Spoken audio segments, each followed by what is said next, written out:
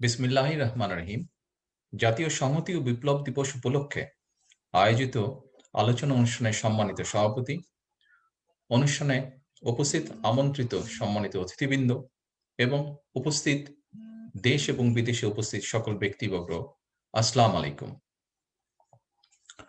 বাংলাদেশের জাতীয় বিপ্লব ও সংহতি দিবসের এই আলোচনা সভায় আপনারা এতক্ষণ যারা আলোচনা করলেন, তারা দিবসটির প্রেক্ষাপট, গুরুত্ব ও তাৎপর্য তুলে ধরেছেন। আপনাদের কেউ কেউ 1975 সালের 7ই নভেম্বরের এই দিবসটি প্রত্যক্ষদর্শী ছিলেন। হয়তোবা অনেকেই সেদিন ঐতিহাসিক এই দিনটিতে সক্রিয়ভাবেও অংশগ্রহণ করেছিলেন।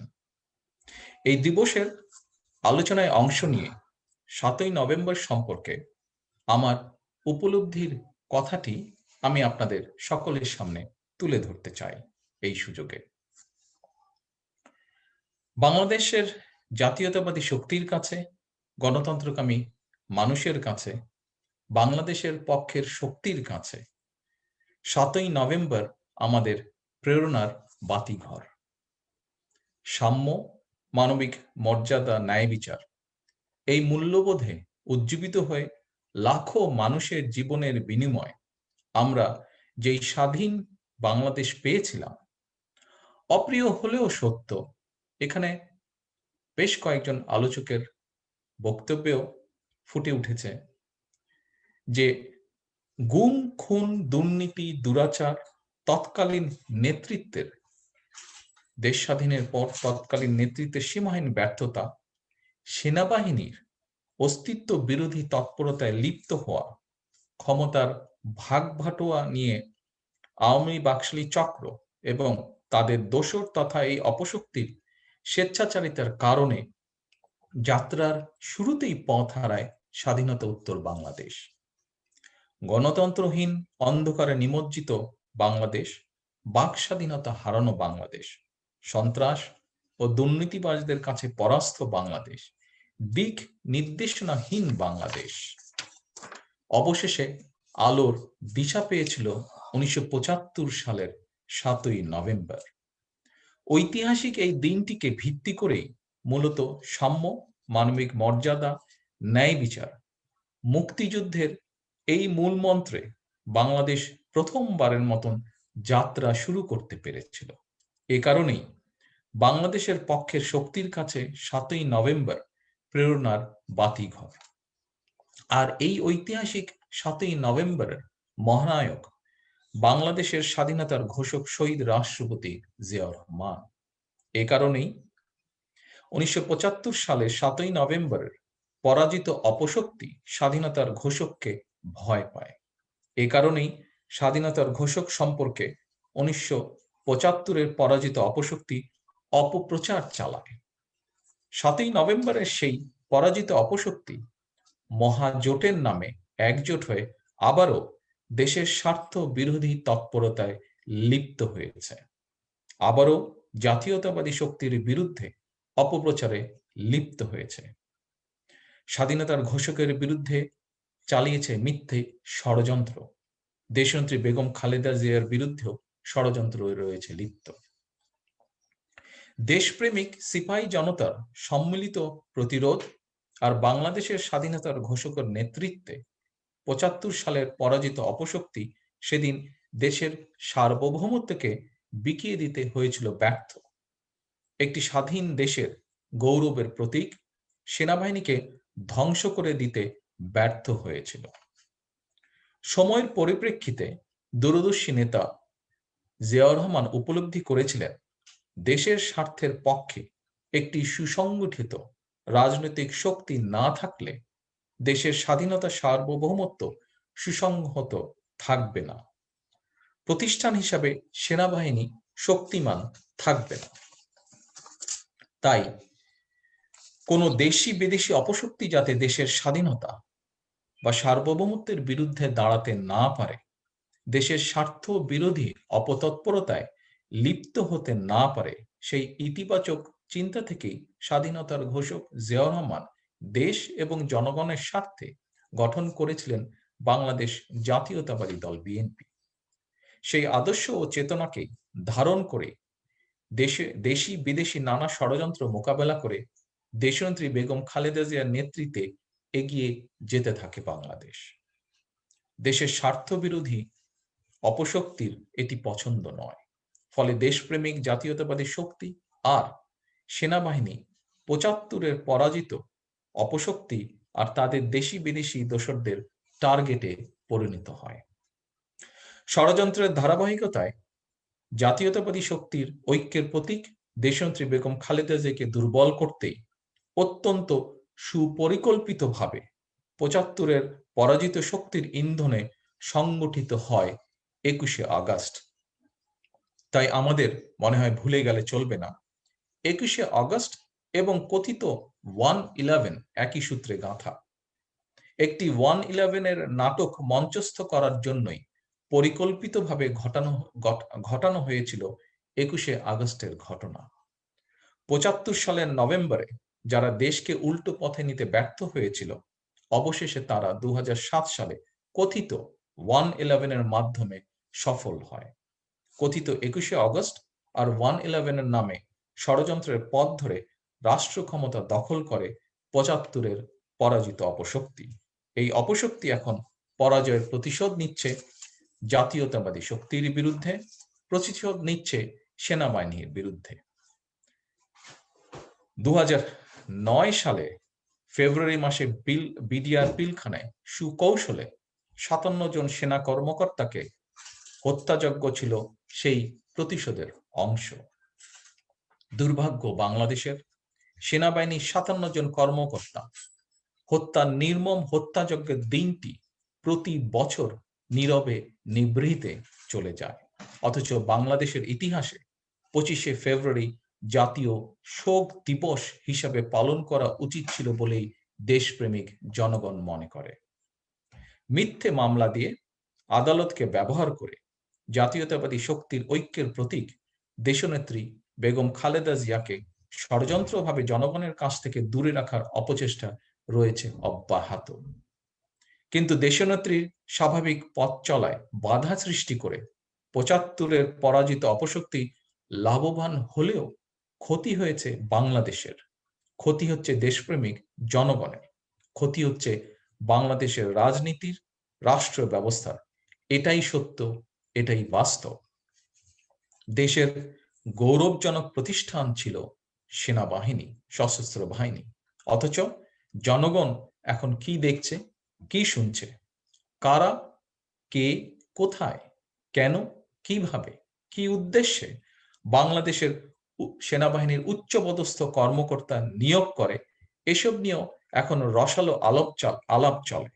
এসব নিয়ে বই লেখা হয়, সোশ্যাল মিডিয়ায় দলিল প্রমাণ সহ আলোচনা হয়। বেরিয়ে আসছে সরকার কিভাবে সেনাবাহিনীর হাতে গোনা কিছু অসৎ কর্মকর্তাকে দিয়ে শেখ হাসিনা বিরোধী দলের মতামতে মানুষকে গুম খুনে লিপ্ত রয়েছে।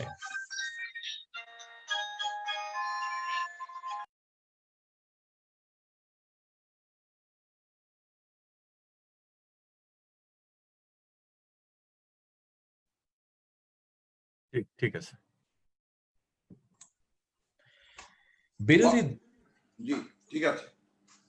বিরোধী দল ও মতের মানুষকে গুম, খুন, অপহরণের জন্য সেনাবাহিনীর ২ কর্মকর্তা দায়ী, এমন স্বীকারোক্তি দিয়েছেন সেনাবাহিনীর অত্যন্ত উচ্চ পদস্থ একজন কর্মকর্তা।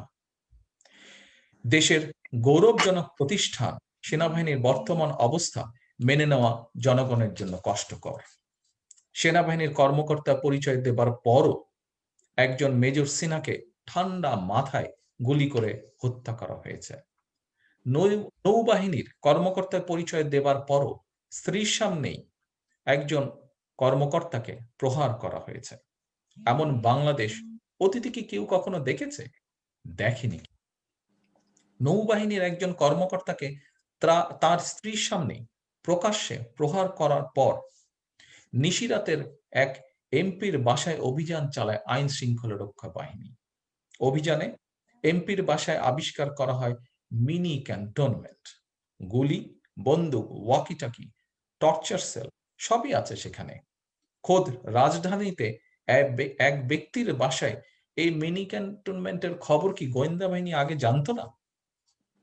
জনগণের ভোটের অধিকার কেড়ে নিয়ে নিশিরাতের এমপিরা এভাবেই নিজেদের বাসায় মিনি ক্যান্টনমেন্ট বানিয়ে জনগণকে বন্দী করে রেখেছে।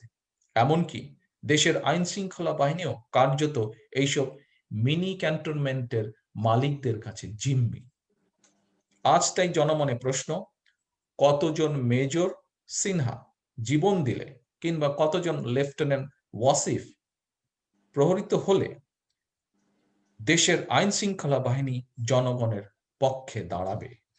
নিশিরাতের এমপি সাইনবোর্ডধারী এইসব দুর্বৃত্তদের মালিকানাধীন মিনি ক্যান্টনমেন্টে অভিযান চালাবে আইন শৃঙ্খলা বাহিনী।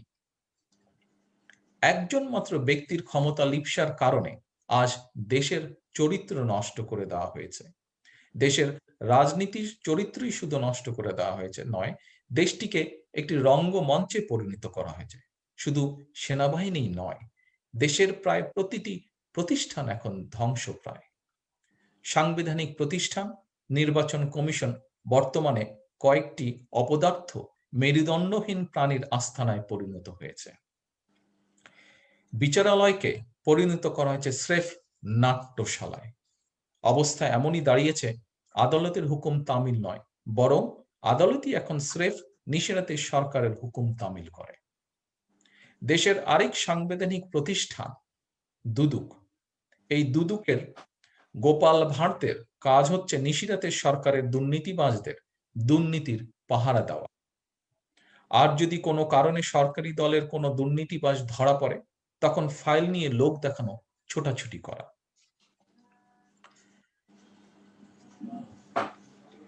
উপস্থিত আমন্ত্রিত অতিথিবৃন্দ এবং উপস্থিত সকল ব্যক্তিবর্গ, সংবাদপত্রের স্বাধীনতার কথা যত কম আলোচনা করা যায় ততই মনে হয় ভালো। কারণ গণতন্ত্র এবং সংবাদপত্রের স্বাধীনতা, এই দুটো বিষয় আর যাই হোক আওয়ামী লীগের সঙ্গে যায় না। তাছাড়া যে দেশে সাংবাদিক সাগর রুনি দম্পতির হত্যাকাণ্ডের বিচার এখনো হয় না, সে দেশে গণমাধ্যমের স্বাধীনতা কতক্ষণ আছে এই প্রশ্ন করা অবান্তর। আমরা এখন এক সময়ের সন্ধিক্ষণে, এক ভীষণ ক্রান্তিকাল অতিক্রম করছে দেশ। গোটা দেশই এখন পরিণত হয়েছে কারাগারে। শাসন প্রশাসন চলছে বন্দুকের নলের মুখে। তাই আজ সবচেয়ে বড় প্রশ্ন, গণতন্ত্র, আইনের শাসন, সাম্য, মানবিক মর্যাদা, সামাজিক মূল্যবোধ সবকিছুই কি পরাজিত হবে একজন মাত্র ব্যক্তির ক্ষমতার বিকৃত নেশার কাছে? মাত্র একজন ব্যক্তির ইচ্ছা, অনিচ্ছা কিংবা চাওয়া পাওয়ার কাছে কি পরাজিত হবে 18 কোটি মানুষের স্বাদ আকাঙ্ক্ষা? নাকি ঘুরে দাঁড়াবে বাংলাদেশ? না, বাংলাদেশ পরাজিত হতে পারে না। লাখো কোটি মানুষের স্বাধীনতা হতে পারে না বন্দী। 71 আমাদের সেই শিক্ষা দেয় না, 75 আমাদের সেই শিক্ষা দেয় না। দেশপ্রেমিক প্রতিটি নাগরিকের প্রতি আজ এই সংহতি দিবসে, এই বিপ্লব দিবসে আমার আহ্বান, মুক্তিযুদ্ধের মাধ্যমে অর্জিত এই রাষ্ট্রকে আমরা ব্যর্থ করে দিতে পারি না। এই দেশটা কোনো ব্যক্তি বা কোনো দলের নয়, এই দেশটা আপনার, আমার, আমাদের সকলের। এই দেশকে বাঁচাতে আমাদের সবাইকে এগিয়ে আসতে হবে। আসুন দেশ বাঁচাতে আমরা সকলে ঐক্যবদ্ধ হই। এই দেশটাকে রক্ষায় আমাদের এগিয়ে আসতে হবে। আসুন আমরা সকলে ঐক্যবদ্ধ হই এই দেশটাকে রক্ষা করতে, এই দেশের মানুষকে এই অবস্থা থেকে বের করে নিয়ে আসতে। যে যার অবস্থান থেকে আমরা আমাদের ভূমিকা রাখতে সচেষ্ট হই। 75 নভেম্বরে সেই পরাজিত অপশক্তির কাছে আজ বাংলাদেশ অসহায়, গণতন্ত্র অসহায়, হুমকির মুখে দেশের সার্বভৌমত্ব। তাই 75 পরাজিত অপশক্তিকে পরাজিত করে দেশ বাঁচাও, মানুষ বাঁচাও স্লোগানে আমাদেরকে জেগে উঠতে হবে।